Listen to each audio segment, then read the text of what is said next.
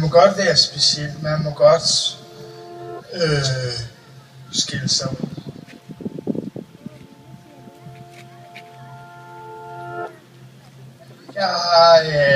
Jeg røg meget hash og drak meget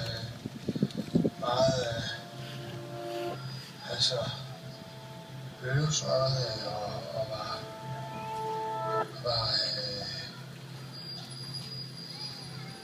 altså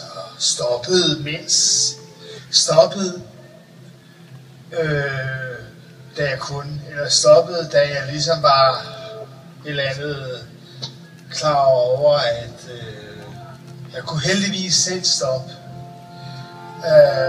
Hvor jeg ligesom fik den der følelse af, jeg havde den der følelse af, at jeg blev ikke glad. Jeg er sådan en, som godt kunne lide at prøve mange ting. Og jeg tror, jeg skulle prøve det. Og være i det. Så sådan er det. Altså, mærk livet. Jeg mærker stadigvæk livet. Og det er nogle gange hårdt. Men så må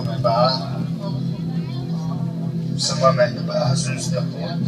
Og så gøre noget med det.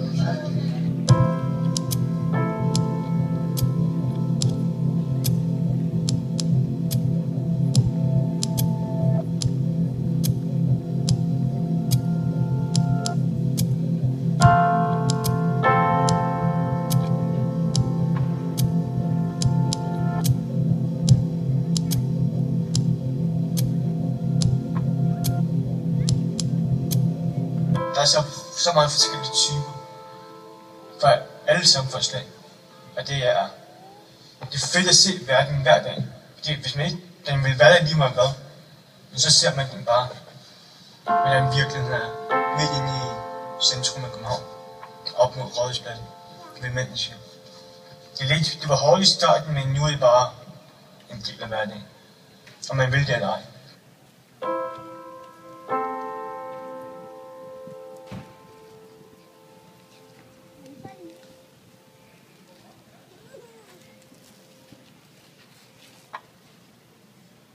På min første skole blev jeg mobbet, når jeg var 20.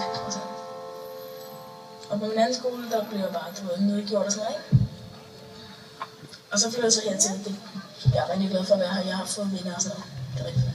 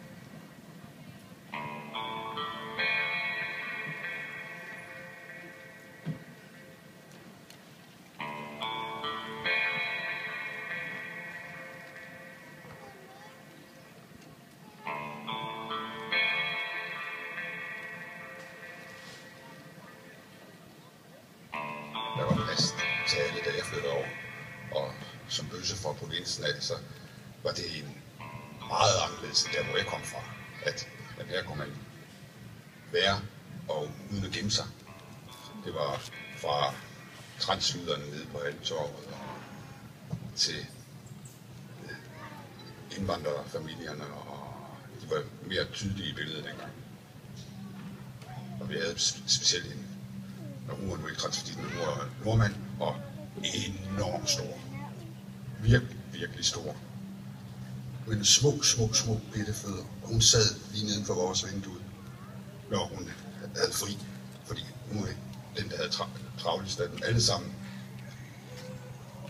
Og det var sådan lidt spøjst, og hele familien, når de var over, så skulle de hen og sidde oppe i vinduesgangen og tælle, hvor mange kunder hun kunne håbe at få, og sådan noget.